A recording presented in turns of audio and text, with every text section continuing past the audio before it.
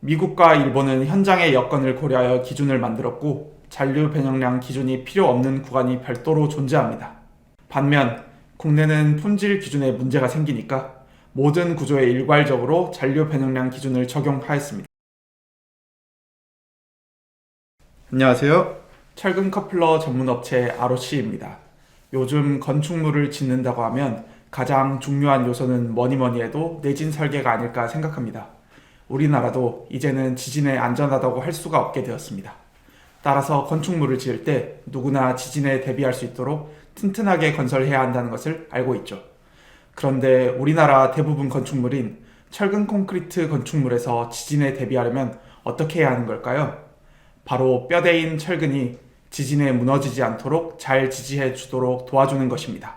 이번 시간에는 내진 설계를 위한 철근의 이음을 한국, 미국, 그리고 일본을 예시로 어떻게 기준을 정하고 또 실행하고 있는지 알아보겠습니다.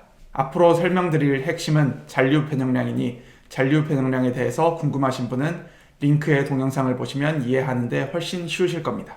전 세계적으로 지진 피해가 가장 많은 국가 중 하나인 일본은 철근 이음에 있어서도 내진 설계 기준이 매우 엄격합니다.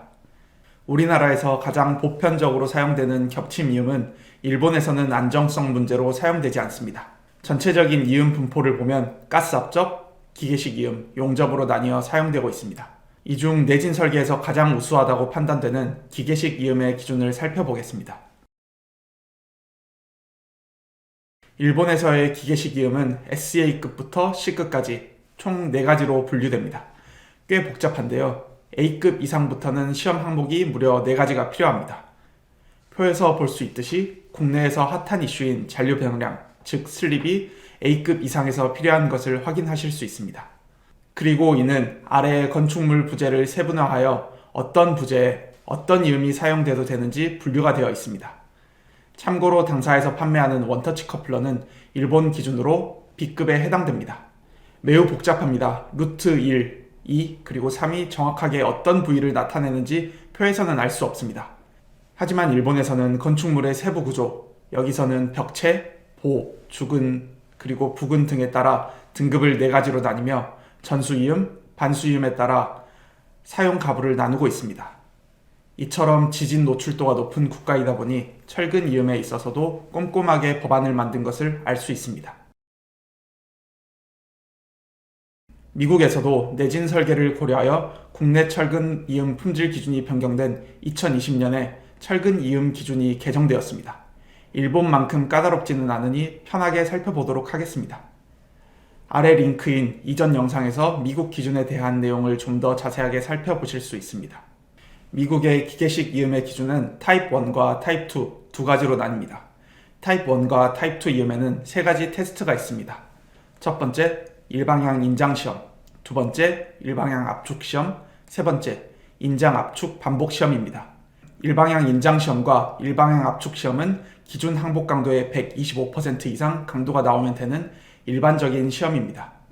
세 번째 항목인 인장 압축 반복시험에서 타입 1과 타입 2가 크게 갈리는데 2020년 이전에는 타입 1과 타입 2 모두 슬립, 즉 잔류 변형량 기준이 없었으나 2020년 개정되면서 잔류 변형량 기준이 신설되었습니다.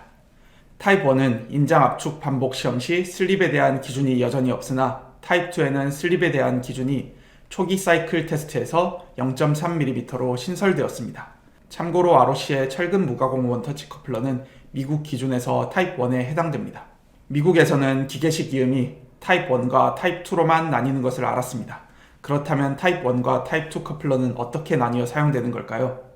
ACI 318-14 규정 즉 콘크리트 구조물에서 필요한 건축물 코드에서는 이렇게 설명되어 있습니다. 해석해서 말씀드릴게요.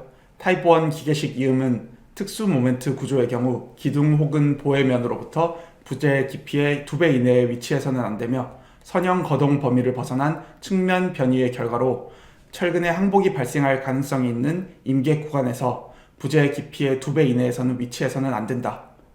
타입 2 기계식 이음은 특수한 경우에 해당되는 경우 아니면 모든 구간에 사용이 가능하다 입니다.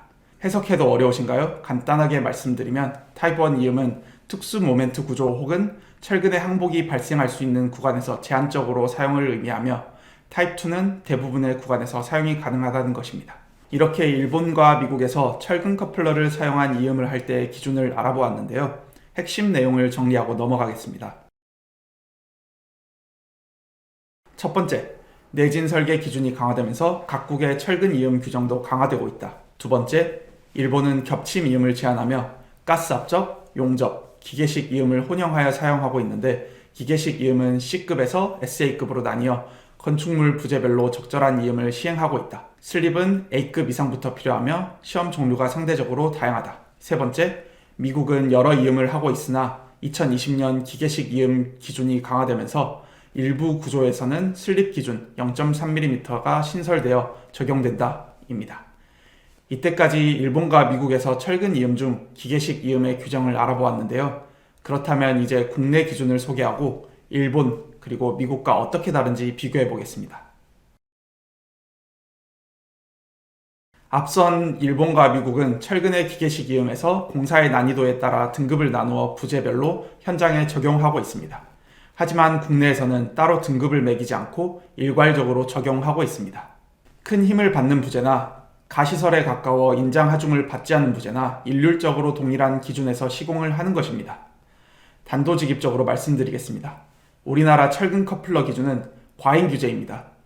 국내도 만약 미국이나 일본의 기준에 적용한다면 현장에서 정말 편리한 원터치 커플러를 사용해서 많은 건축물을 튼튼하게 지으면서도 시공사에서도 편리하게 사용하실 수 있습니다. 과잉 규제로 인한 문제는 조금 뒤에 자세하게 살펴보겠습니다. 실제로 내진 선진국인 미국에 ROC의 원터치 커플러를 납품하고 있습니다. 그리고 그렇게 받기 어렵다는 미국 특허도 ROC는 국내 최초 그리고 국내 유일하게 받았습니다. 다시 본론으로 돌아와 국내 규정을 보시죠. 이 표는 국내 기준인 건설공사 품질관리 업무지침이 개정되기 전과 개정 후의 내용입니다. 개정 전에는 인장시험에 대해서만 검사하도록 되어 있으나 2020년 10월 건설공사 품질관리 업무지침이 개정되면서 잔류 변형량 시험 항목이 추가되었습니다. 모르는 사람이 봤을 때는 항목 하나 추가된 게 왜 과잉 규제냐 할 수 있습니다. 하지만 0.3mm의 잔류 변형량이란 아주 큰 힘으로 철근을 잡아당겨도 아무런 변화가 없어야 한다는 뜻입니다. 현실적으로 맞추기 정말 힘든 기준이죠. 이 기준을 모든 현장에 적용하는 것입니다. 국내에서 잔류 변형량 법률 기준이 변경된 원인과 내용은 링크에 자세하게 설명해 두었으니 살펴보시면 이해가 빠르실 겁니다. 마지막으로 기계식 철근 이음의 기준을 국내와 일본, 미국으로 정리해서 비교해 보도록 하겠습니다. 공통점으로는 건축물을 견고하게 짓기 위해 기준이 강화되고 있는 점입니다. 여기서 큰 차이점이 있습니다. 품질 기준의 강화는 모두가 지향하는 방향입니다. 하지만 우리나라는 과잉 규제로 현장에서 어려운 점이 정말 많습니다. 사례를 두 가지만 들어보겠습니다. 첫 번째 사례, 원터치 커플러를 무조건 쓰게 되는 현장입니다. 원터치 커플러를 무조건 쓰게 되는 현장이 있습니다. 이런 현장에서 현장 소장님들이 종종 힘들다고 전화가 옵니다. 왜? 품질관리 업무 지침이 엄격하게 적용되는 현장이라서 잔류 변형을 지키려고 한답니다. 그런데 겹침 길이도 안 나오고 나사식도 힘들어서 안 된다고 달리 방법이 없다고 하시죠. 결국 이런 현장들은 감리의 승인을 득하여 사용을 하고 있습니다. 두 번째, 겹침 이음을 기계식 이음으로 바꾸는 현장. 겹침 이음은 철근 이음 중 가장 오래된 공법이며 가장 취약한 공법입니다. 겹침 이음보다 기계식 이음이 품질에서 월등하다는 것은 업계에서 누구나 인정하고 있습니다. 그래서 현장에서 품질 강화를 위해 승인을 받고 겹침 이음을 원터치로 바꾸고 있습니다. 아이러니하게도 품질을 강화했는데 잔류 변형량이라는 규정 때문에 종종 곤란한 상황을 마주하는 경우가 있습니다. 마지막으로 정리해 보겠습니다. 미국과 일본은 현장의 여건을 고려하여 기준을 만들었고 잔류 변형량 기준이 필요 없는 구간이 별도로 존재합니다. 그래서 철근 커플러의 종류를 현장 실정에 맞게 다양하게 적용하도록 하였습니다. 반면 국내는 품질 기준에 문제가 생기니까 모든 구조에 일괄적으로 잔류 변형량 기준을 적용하였습니다. 국내 기준도 미국과 일본처럼 규정을 실질적으로 적용할 수 있도록 현장의 목소리를 조금만 더 들어서 개정이 되었으면 하는 아쉬움이 있습니다. 오늘도 영상을 시청해 주셔서 감사합니다.